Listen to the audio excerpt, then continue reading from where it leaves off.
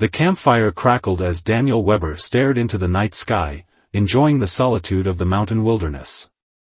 At 32, he'd finally taken that solo camping trip he'd been promising himself for years, escaping the concrete jungle of his architectural firm in Seattle. The stars seemed impossibly bright here, away from the city lights, like diamonds scattered across black velvet. A flash of blue light momentarily blinded him. Daniel blinked rapidly, thinking it might be headlights from a distant vehicle, but the mountain trail was supposed to be deserted this time of year. Atmospheric conditions optimal.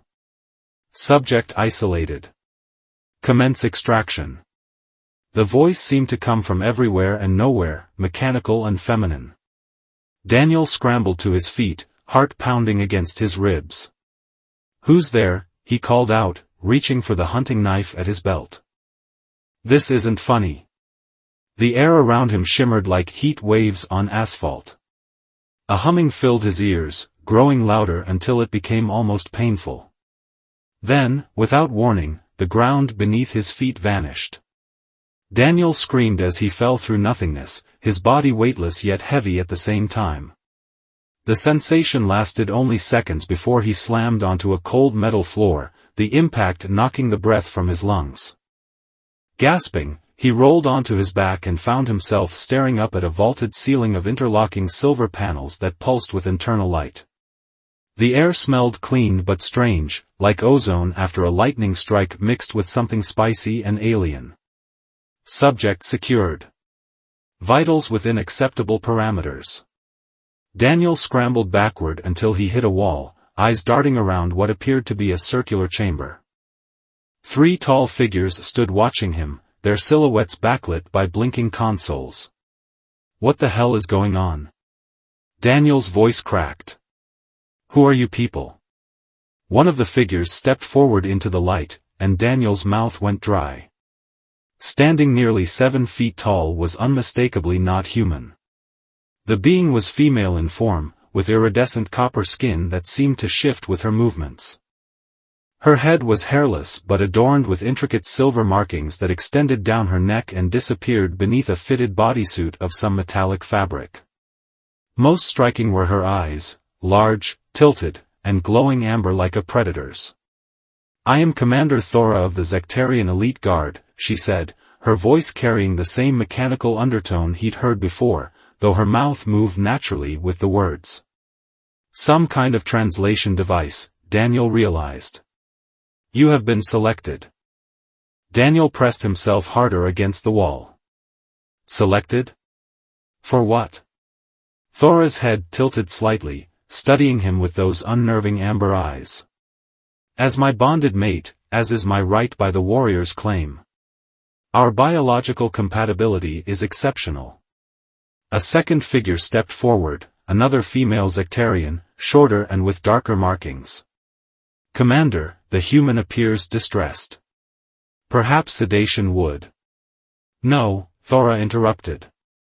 "I will not have my chosen sedated like prey. He will adapt." Daniel found his voice again. "Look, there's been some mistake. I'm not. I can't be anyone's mate. I'm human, from Earth. You need to take me back." Thora approached him with predatory grace. Daniel tensed, expecting violence, but she merely crouched to his level, still towering over him. "There is no mistake, Daniel Webber.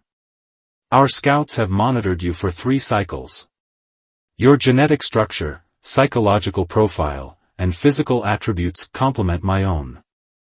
The claim has been registered and approved by the Council." "How do you know my name?"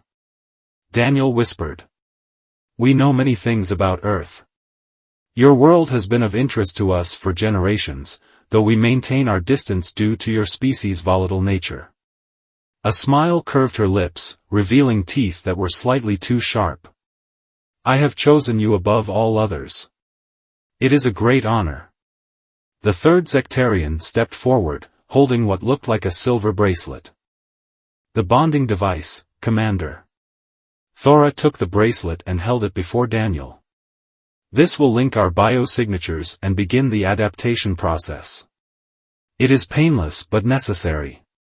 Daniel looked from the bracelet to the door across the chamber. And if I refuse? For the first time, Thora appeared genuinely surprised. Refuse? None refuse the claim. It is our most sacred tradition. Her expression hardened.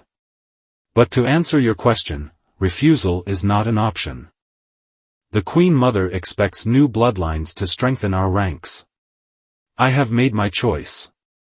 Before Daniel could react, Thora clasped the bracelet around his wrist. It conformed instantly to his skin, seeming to melt and reform as a perfect band of liquid metal. Welcome to your new life, Daniel Weber of Earth, Thora said, standing to her full height again. The claiming ceremony begins at first light. Rest now. Tomorrow, you become Sectarian. As Daniel stared at the gleaming bracelet now fused to his skin, one thought crystallized in his mind: nothing in his ordinary human life had prepared him for becoming an alien warrior's husband. Daniel spent his first week aboard the Sectarian vessel in a state of perpetual disbelief. The claiming ceremony had been a blur of strange lights, thunderous chants in an alien language, and Thora's commanding presence as she proclaimed him her chosen one before hundreds of copper-skinned warriors. Now, he stood in the training arena, watching Thora demonstrate combat techniques to junior warriors. Her movements were hypnotic, fluid yet devastatingly powerful. Each strike could shatter bone, yet she moved with the grace of a dancer. You stare with great intensity, observed a voice beside him. Daniel turned to find Nexus, Thora's second-in-command and the only Sectarian who seemed remotely friendly toward him. She's incredible, Daniel admitted. On Earth, no human could move like that. Nexus nodded. Commander Thora is exceptional even among our kind. That is why many question her choice in you. The alien's eyes, a deep violet unlike Thora's amber ones, studied Daniel. They say you will weaken her. Daniel winced. He'd heard the whispers, felt the stares. Because I'm physically weaker? Partially. But more because you do not understand our ways. Nexus gestured to the bracelet on Daniel's wrist. That device does more than bind you to her. It is gradually altering your physiology to withstand our atmosphere and gravity. Soon, you will be stronger than any human, though never as strong as a true Sectarian. Daniel touched the bracelet, which had become warm against his skin. She never explained that part. Our commander is a warrior, not a diplomat, Nexus said with what might have been amusement. Words are secondary to action in her mind. In the arena, Thora had finished her demonstration. She approached them, her tall frame glistening with exertion. Unlike the first time they'd met, Daniel no longer felt fear in her presence, only a strange, growing fascination.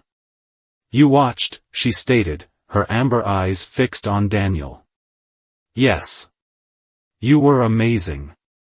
Something flickered across her face, surprise, perhaps, at the genuine admiration in his voice. Come.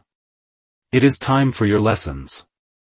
Daniel had expected their marriage to be immediately physical, but Thora had instead established a routine of cultural education. Each day, she taught him Sectarian history, language, and combat basics. Physical contact between them had been minimal and formal.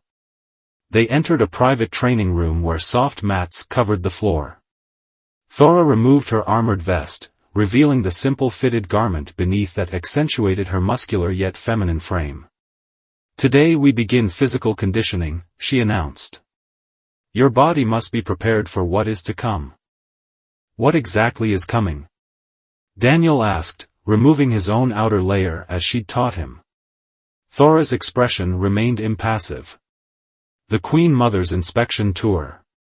She visits all warrior divisions annually. She will evaluate our bond. Daniel swallowed hard. And if she doesn't approve? She is the Queen Mother. Her word is absolute. Thora moved into a fighting stance. Now, defend yourself. The training was brutal. Despite Thora holding back her strength, Daniel found himself repeatedly thrown to the mats. After an hour, every muscle screamed in protest. "Enough," Thora finally said. "You have reached your limit." Daniel lay on his back, gasping. "Sorry to disappoint." To his surprise, Thora knelt beside him. "You did not disappoint. You continued despite pain. There is strength in that." Her hand hovered over his chest, not quite touching. "Your heart beats differently than ours. Faster. Humans have smaller hearts," Daniel explained between breaths. "They have to work harder. Perhaps that explains your species' remarkable adaptability." Something almost soft entered her voice. "Rest now." As she turned to leave, Daniel caught her wrist, the first time he'd initiated contact. Thora froze, her amber eyes widening. "Why me?" he asked. "Really? There must be countless stronger mates you could have chosen." Thora was silent for so long that Daniel thought she wouldn't answer. Then, "Strength comes in many forms. Our scouts observed you designing structures on Earth, creating something from nothing. Creating where others can only destroy." Her gaze intensified. "The Zectarian way has always been conquest. Perhaps we need something different to survive what comes." Before Daniel could ask what she meant, alarms blared throughout the ship. Thora snapped back to full alertness, touching a communication device at her neck. "Status report," she barked. "Reactor instability in Section 4, came Nexus's voice. Containment failing. Evacuate all personnel. I will stabilize it manually." She was already moving toward the door. "What's happening?" Daniel scrambled to his feet. "Stay here," Thora commanded. "It is not safe." But as she ran down the corridor, Daniel followed. Whatever this bond between them was, he couldn't just wait while she rushed into danger. He reached Section 4 just as Thora was forcing open a sealed door. Beyond it, brilliant blue energy pulsed dangerously. Even from a distance, Daniel could feel its heat. "The manual override is damaged," Nexus shouted from behind a barrier. "The core will breach in minutes." Thora stepped toward the pulsing energy. "I will redirect the flow." "It will kill you," Nexus protested. Daniel studied the reactor setup. It reminded him of the complex HVAC systems he designed for skyscrapers, different technology but similar principles of flow and pressure. "Wait," he called. "The problem isn't the core, it's the distribution nodes. They're locked in a feedback loop." Thora hesitated. "Explain." Daniel pointed to a panel of blinking lights. "Those nodes should be cycling, not lit simultaneously. If we can reset the sequence." "How?" Thora demanded. Daniel scanned the room and spotted a maintenance terminal. "There. I need access to that console." Thora lifted him effortlessly and carried him through the superheated air to the terminal. His fingers flew across the alien interface, recognizing patterns in the symbols. Redirecting power flow, forcing sequential restart. The blue energy flared blindingly bright, then gradually stabilized. The alarm ceased. In the sudden silence, Thora set Daniel down, staring at him with new awareness. "You saved my ship. And my life." Later that night, as Daniel lay in his quarters, the door slid open. Thora entered, her imposing figure silhouetted against the corridor lights. "The Queen Mother will arrive in 7 cycles," she said without preamble. "Before then, you must learn our ways fully." She hesitated, then added softly, "And I must learn yours." She extended her hand, not a commander's order, but an invitation. Daniel took it, feeling the strength in her fingers as they closed around his, and realized that whatever bond was growing between them went far beyond any bracelet or ceremony. The royal vessel's arrival turned the Zectarian battleship into a frenzy of activity. Warriors polished their armor until it gleamed like liquid fire, training areas were sanitized, and ceremonial banners unfurled throughout the corridors. Daniel had never seen Thora so tense. "Stand straight," she instructed, adjusting the formal sectarian attire she'd had modified for his human frame. The garment was surprisingly comfortable despite its metallic appearance, shifting with his movements like living mercury. "Address her as Exalted One and speak only when directly questioned." Daniel nodded, trying to memorize the complex protocol Thora had drilled into him over the past week. Their relationship had transformed since the reactor incident. Each night, Thora had come to his quarters, sometimes to continue his combat training, other times simply to talk. He'd told her about Earth's architecture, music, and art, while she'd shared tales of sectarian battle victories and the complex political hierarchy that ruled their empire. "What if she hates me on sight?" Daniel asked, voicing his deepest fear. Thora's amber eyes locked with his. "She will. Be prepared." She touched the bracelet on his wrist. "But this bond is lawful and traditional. Even the Queen Mother must respect the ancient ways." The docking bay doors opened with a ceremonial hiss. Ranks of sectarian warriors stood at attention, their synchronized movements creating a ripple of copper and silver as the royal entourage entered. Queen Mother Vazra made Thora look small by comparison. Standing nearly 8 feet tall, her copper skin was darker, almost bronzed, and covered with elaborate markings that told the story of her countless victories. A crown-like structure of living metal encircled her hairless head, pulsing with internal light that matched her crimson eyes. Unlike the practical armor of the warriors, her garments flowed like liquid, changing color with her movements. "My daughter," Vazra's voice resonated through the docking bay, amplified by her crown. "I see your division maintains adequate discipline." Thora knelt, right fist pressed to her chest in the traditional warrior salute. "Exalted One, we are honored by your presence." Vazra's crimson gaze swept across the assembled warriors before landing on Daniel. Her eyes narrowed dangerously. "So. This is the creature you have claimed." Her voice dripped with disdain. "Step forward, human." Daniel moved beside Thora, mimicking her kneeling position as they had practiced. "Exalted One," he managed, keeping his eyes downcast. The Queen Mother circled him slowly. "Stand." Daniel rose, feeling impossibly small beside her towering presence. "You have the look of prey," she observed coldly. "Weak eyes. Fragile bones. No natural defenses." She turned to Thora. "Explain yourself, Commander. Why pollute our bloodline with this specimen?" Thora stood, her posture rigid. "The warrior's claim is my right, Exalted One. His genetic structure offers diversity our people need." The scouts' reports confirmed compatibility. "Compatibility?" Vazra laughed, a sound like breaking metal.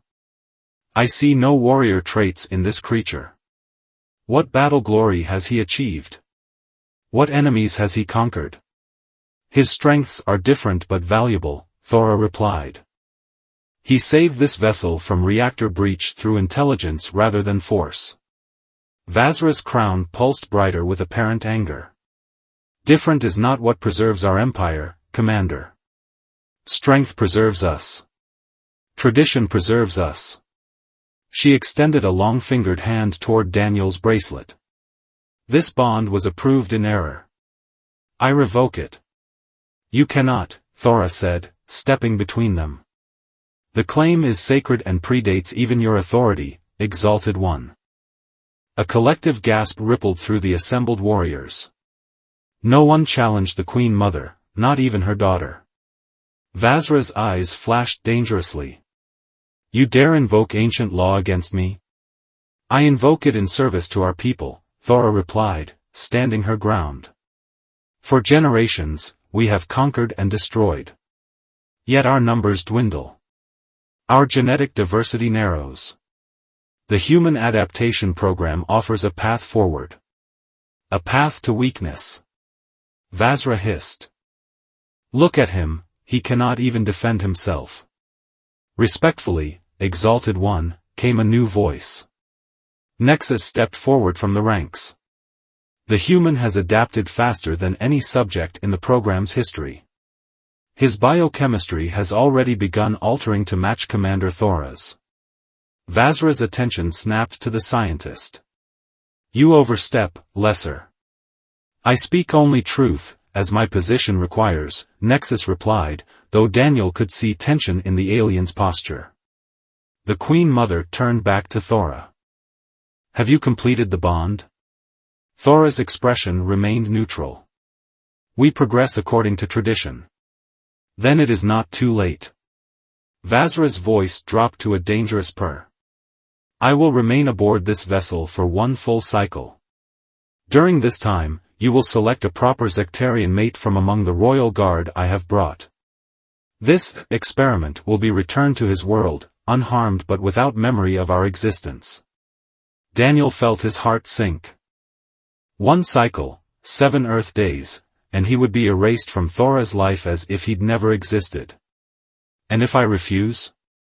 Thora asked quietly. The Queen Mother's crown flared like a supernova.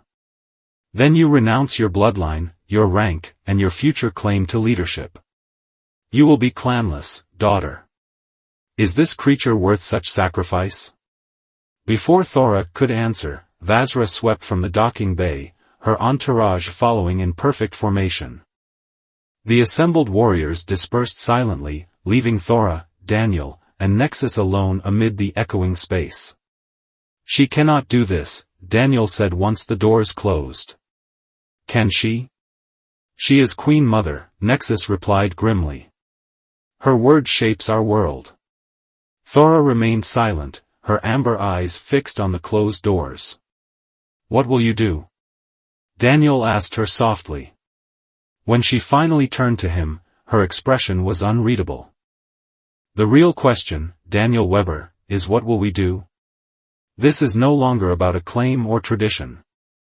My mother fears change more than defeat, and that fear has blinded her. The adaptation process cannot be reversed without harm, Nexus added. Your biochemistry is already linked to Thora's. Separation now would cause significant trauma to your system. Daniel touched the bracelet, which had become an extension of himself. So I'm either Thora's mate or a dead man. There is another option, Thora said, her voice gaining the steel edge that Daniel had come to associate with her battle planning. The trial of worth. Nexus inhaled sharply. No human has ever survived the trial. No human has ever been chosen by a royal bloodline before, Thora countered. If Daniel completes the trial, even the Queen Mother must acknowledge his worth under ancient law. What is this trial? Daniel asked, already certain he wouldn't like the answer. A series of challenges designed to prove a warrior's value to our society, Thora explained. Traditionally invoked when one of lower status wishes to join a higher clan. Or when one wishes to challenge the ruling authority's decision, Nexus added pointedly. Thora nodded. It is dangerous, but it offers a path forward that neither defies my mother openly nor surrenders to her will. Daniel looked between them.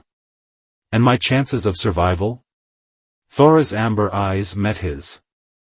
Without training? Minimal. But we have 7 days, and you have already proven yourself remarkably adaptable.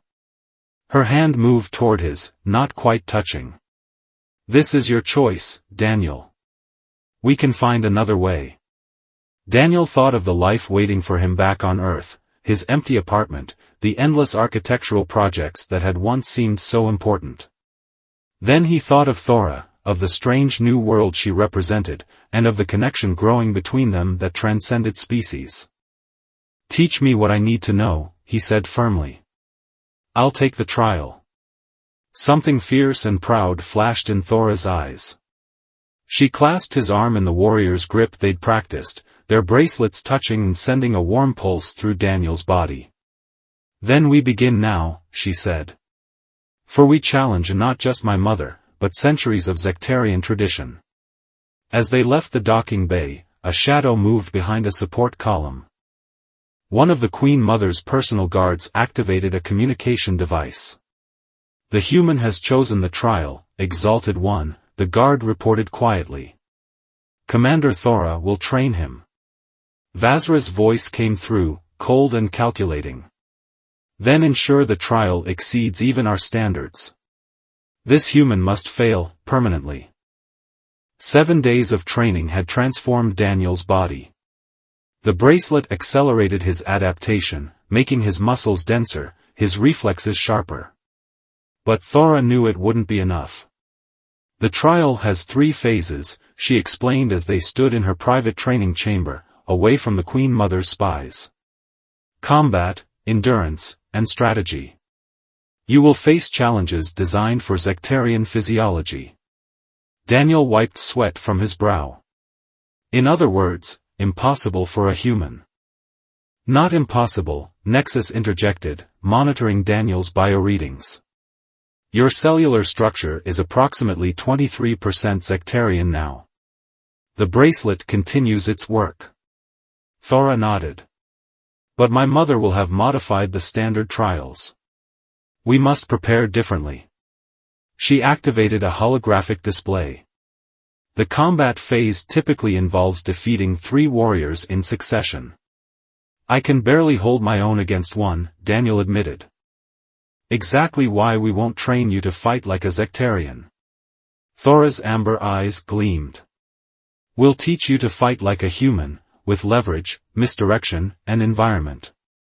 For the next hours, they developed techniques that used the sectarian size and strength against them. Daniel learned to dodge rather than block, to redirect momentum rather than meet force with force. Later, in the ship's environmental chamber, Nexus subjected Daniel to various atmospheric conditions, teaching him to control his breathing and conserve energy. The endurance phase would test his limits beyond anything a human had experienced.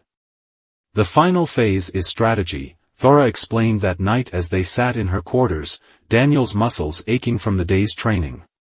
"A battlefield simulation where you must outthink rather than outfight your opponents." "This might be the only phase where I have a chance," Daniel said, studying the tactical displays she'd prepared.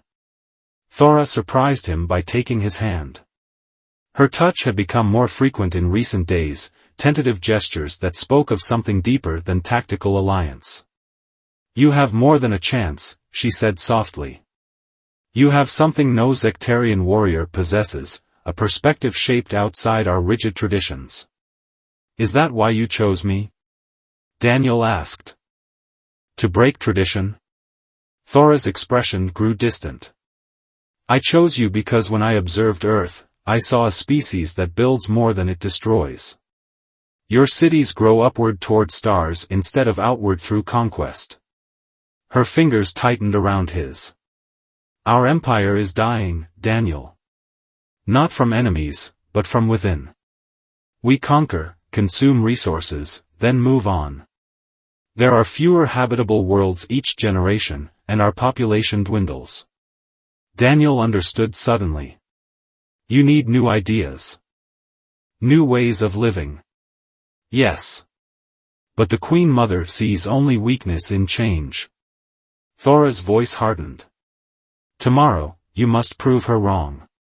The trial arena was ancient, transported piece by piece from the sectarian homeworld to this vessel. Its stone floor was worn smooth by generations of warriors' feet, its walls inscribed with the names of those who had succeeded or fallen. No human name had ever been added to either list. Queen Mother Vazra sat upon a floating throne at one end, her royal guards positioned throughout the audience of warriors who had gathered to witness the unprecedented event. Thora stood apart, as tradition demanded, her face a mask of controlled emotion. "Daniel Weber of Earth," the Queen Mother's voice echoed. "You invoke the trial of worth to validate your bond with Commander Thora of the royal bloodline. Do you understand that failure in any phase means death?" Daniel stood in the center of the arena, wearing the minimal protection allowed by tradition, a chest plate and arm guards that felt woefully inadequate. I understand, Exalted One. Vazra's crimson eyes narrowed. Then let the combat phase begin.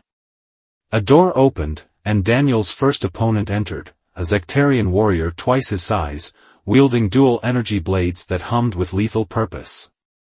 Daniel recalled Thora's lessons. Don't engage directly. Use their weight against them. The warrior charged. Daniel waited until the last possible moment before dropping and rolling between the giant's legs, causing the Zectarian to stumble. The crowd murmured in surprise. The pattern continued, the warrior attacking with overwhelming force, Daniel evading with increasingly creative maneuvers. He used the arena walls, the uneven stone floor, even his opponent's weapons as leverage points.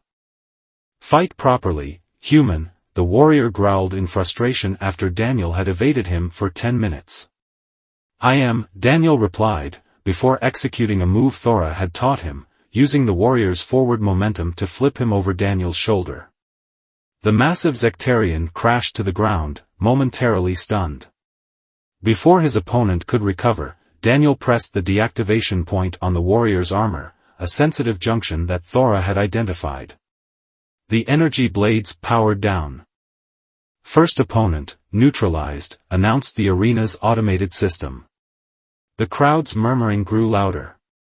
This was not how combat trials typically ended, not with clever tactics but with brutal knockouts. The second and third warriors proved more challenging, having observed Daniel's techniques. One nearly caught him with a sweeping blow that would have shattered his ribs, but the bracelet on Daniel's wrist pulsed, flooding his system with adrenaline and allowing him to twist away at the last second.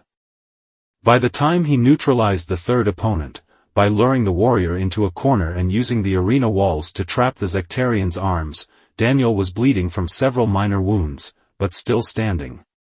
Queen Mother Vazra's expression darkened. The endurance phase will commence immediately. No rest period. Thora's head snapped up in protest. Tradition allowed recovery time between phases, but a warning glance from Nexus silenced her. Any intervention would invalidate Daniel's trial. The arena floor opened, revealing a pit filled with shifting, glowing crystal formations. Heat radiated upward, making the air shimmer. Traverse the crystal fire labyrinth, Vazra commanded. Reach the far side before the toxins overcome you. Daniel was lowered into the pit on a platform. The heat instantly assaulted him, far more intense than the environmental chamber had prepared him for. The crystals released a visible vapor that stung his eyes and throat. Keep moving. Control your breathing. Nexus's training echoed in his mind. The labyrinth twisted and shifted, crystal formations growing and receding unpredictably. Twice, Daniel nearly became trapped as pathways closed before him. The toxic vapor infiltrated his lungs despite his controlled breathing techniques. His vision blurred. His legs weakened. Yet he pressed on, using the navigation principles Thora had drilled into him, always moving toward the subtle air currents that indicated exits. When he finally emerged on the far platform, his skin was blistered, and blood trickled from his nose. But he stood upright, facing the Queen Mother with defiance in his eyes. Endurance phase, completed, the system announced. The murmurs from the audience had transformed into open discussion. No one had expected the human to survive 2 phases. Vazra's crimson eyes blazed. The strategy phase will begin. The arena transformed again, this time into a topographical map of an alien battlefield. Holographic enemy forces appeared, vastly outnumbering the small contingent under Daniel's command. Defeat the enemy force before they destroy your command center, Vazra instructed.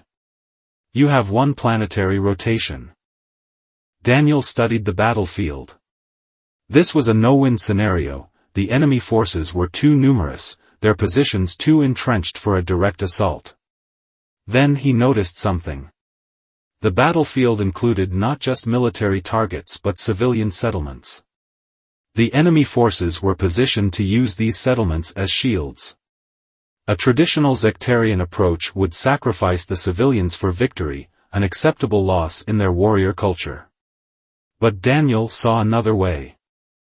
Rather than attacking the enemy directly, he ordered his holographic forces to evacuate the civilian settlements, creating a refugee movement that disrupted enemy supply lines. He used weather patterns to mask small strike teams that disabled enemy communications rather than engaging their combat units. Hour by hour, he systematically isolated enemy forces without a single frontal assault. By manipulating resources, terrain, and non-combat factors, he forced the enemy into increasingly untenable positions. The audience watched in stunned silence.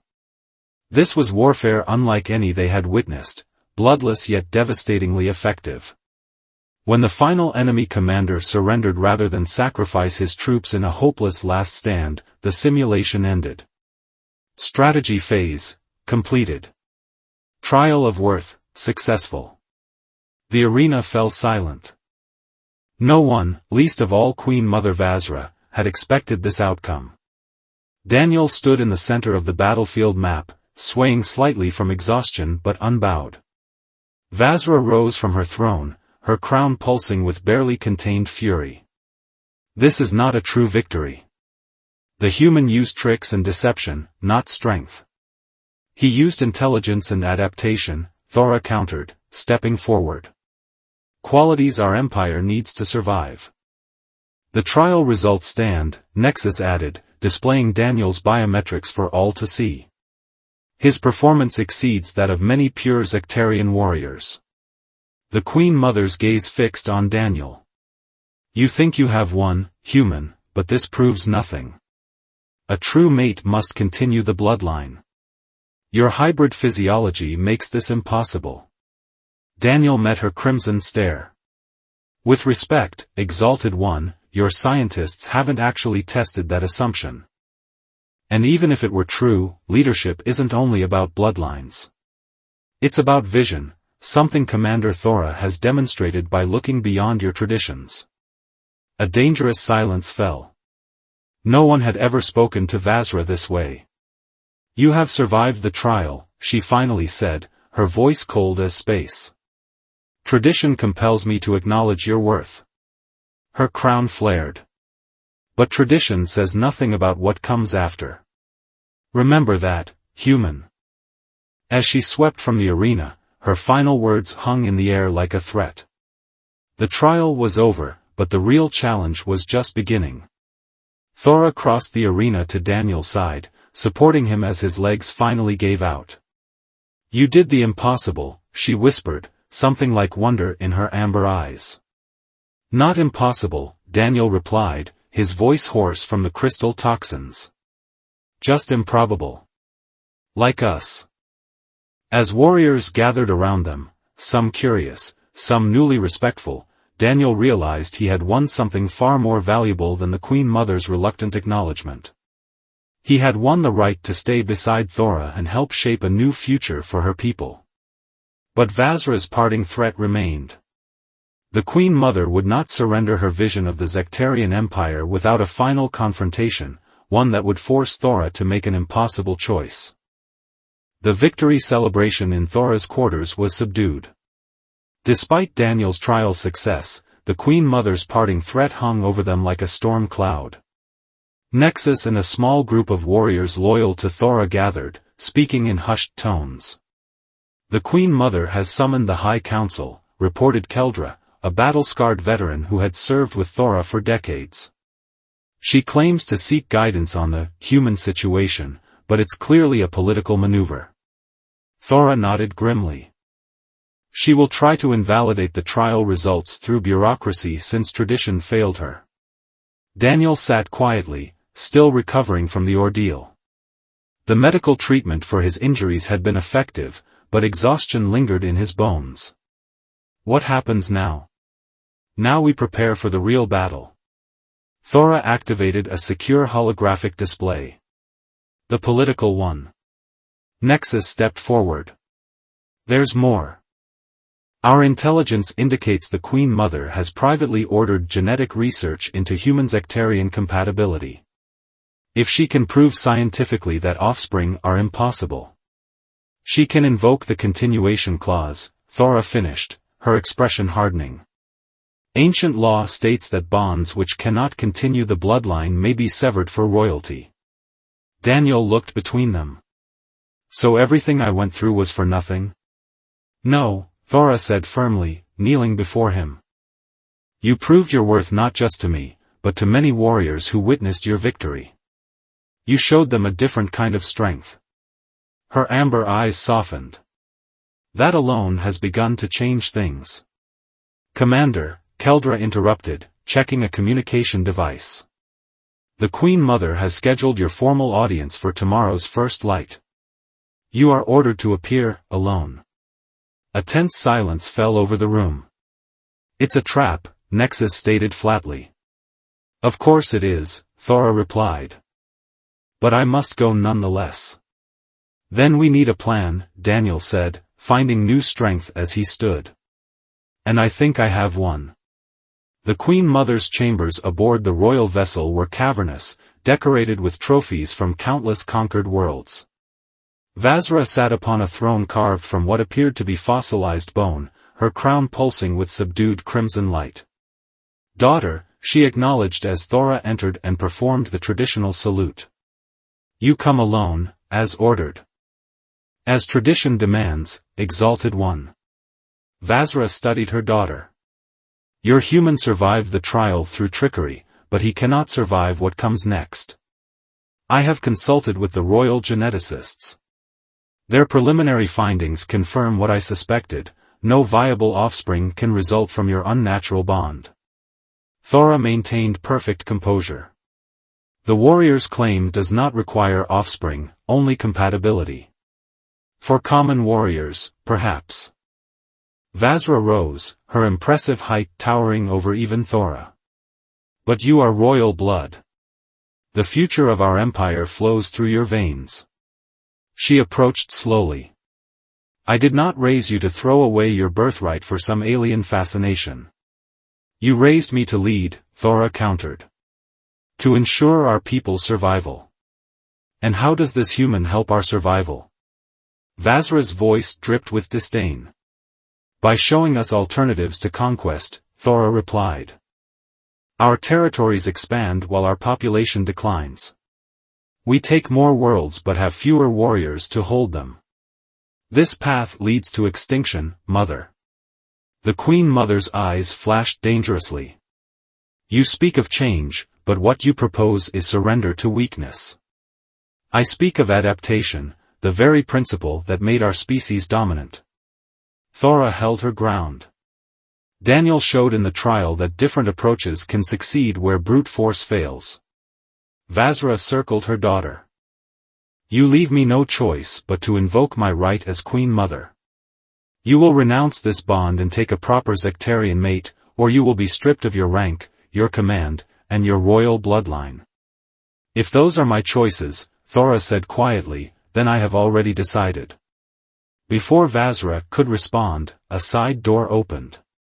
Daniel entered, flanked by Nexus and, surprisingly, several members of the High Council. What is the meaning of this intrusion? Vazra demanded, her crown flaring bright with anger. Forgive us, Exalted One, said Counselor Vex, the eldest of the group. But a matter of such importance to the Empire requires the Council's presence. And as the subject of discussion, tradition grants me the right to attend, Daniel added, performing a flawless sectarian salute. Vazra's eyes narrowed. You dare cite our traditions against me again, human? Not against you, Exalted One.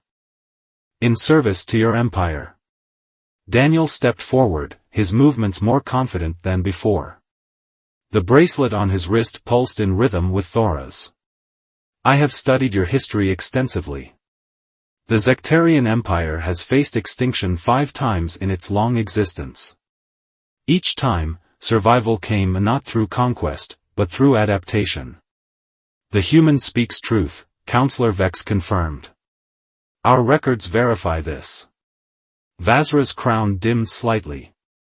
Historical curiosities do not change the fact that this bond cannot continue our bloodline. Actually, Nexus interjected, further research contradicts the preliminary findings. The scientist activated a holographic display showing complex genetic sequences. These are Daniel's current cellular structures, showing 28% sectarian adaptation. The bracelet's work continues at an unprecedented rate. Counselor Vex studied the data. According to these projections, complete reproductive compatibility could be achieved within 1 sectarian year. Theoretical projections, Vazra dismissed. Not certainty. No less certain than our current path toward extinction, Thora said. Mother, what you fear is not the failure of our bloodline, but change itself. The Queen Mother's expression darkened. You would lecture me on fear, daughter? I who have conquered 1,000 worlds. Yes, Thora said simply. Because despite all your conquests, you have never faced the most difficult challenge, finding a new way forward when the old path ends. For a moment, genuine uncertainty flickered across Vazra's face. Daniel recognized the opening. Exalted One, on Earth we have a concept called symbiosis, different species working together for mutual benefit. It's not weakness but multiplied strength. The human's world shows remarkable resilience, Counselor Vex noted. Their population grows while ours declines, despite their lesser technology. Vazra's crown pulsed erratically as she processed this challenge to her authority. Finally, she turned to Thora. You truly believe this path will strengthen our empire? I do, Mother, Thora replied. Not just through Daniel and me, but through what we represent, a willingness to evolve beyond conquest alone. The Queen Mother was silent for a long moment. Then, with imperial dignity, she returned to her throne. The choice before you remains, daughter. Your bond or your birthright. The chamber fell silent. Daniel looked at Thora, ready to accept whatever she decided. Her future as potential leader of the Sectarian Empire weighed against their still evolving bond. It seemed an impossible choice.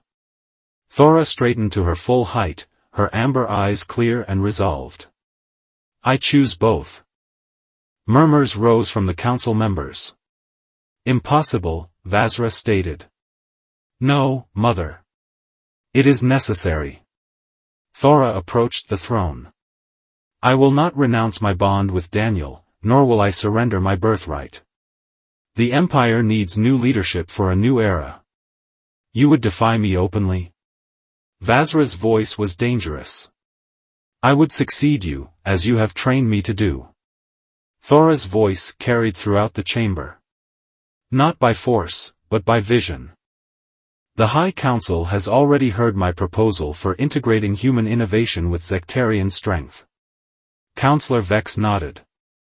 The Commander's plan has merit, Exalted One. A trial period has been approved. Vazra's crown flared with sudden understanding. You have been planning this, rebellion. Not rebellion, Daniel interjected. Evolution. The next phase of sectarian greatness. The Queen Mother's gaze shifted between her daughter and the human who had somehow catalyzed this upheaval. For the first time, she seemed to truly see Daniel, not as a weak creature, but as something new and potentially valuable. You think you have outmaneuvered me, she said finally, addressing both of them. Perhaps you have, temporarily. But remember this, daughter, I became Queen Mother by surviving challenges far greater than this one.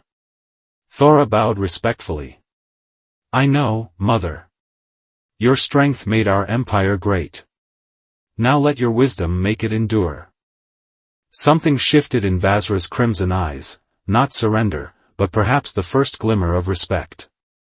You have 1 sectarian year, she declared. 1 year to prove this adaptation benefits our empire. If you fail, both of you will face consequences beyond the trial of worth. Understood, Exalted One, Thora and Daniel replied in unison. As they left the royal chambers, the High Council members dispersing to spread word of this unprecedented development, Daniel felt the weight of what they had accomplished, and what still lay ahead. "Did we just overthrow an empire?" he whispered to Thora. "No," she replied, taking his hand openly for the first time in public. "We just saved one." In the corridor, Nexus waited with news. The warrior divisions are already responding to the announcement. Many support Commander Thora's vision. Others remain loyal to the Queen Mother. "And so begins the real work," Thora said. Daniel squeezed her hand. "A human architect and an alien warrior, reshaping an empire. Not exactly how I planned my life." Thora's amber eyes met his, a smile playing at the corners of her mouth. "Plans change, Daniel Webber. Sometimes for the better." That night, as they stood on the observation deck watching distant stars, Daniel reflected on the strange journey that had brought him here, from an ordinary human to the mate of a warrior princess poised to transform her civilization. "Do you regret choosing me?" he asked quietly. Thora turned to him, her copper skin luminous in the starlight. "The Queen Mother asked me to choose between you and my birthright." But she did not understand. "Understand what?" "That you are my birthright." Thora placed her hand over the bracelet on his wrist. "The path I was born to find. Not conquest, but connection." As their foreheads touched in the sectarian gesture of deepest intimacy, Daniel realized that the story of the human and the warrior alien had only just begun. Ahead lay challenges, resistance, and the watchful crimson eyes of the Queen Mother. But also possibility, the chance to build something new among the stars.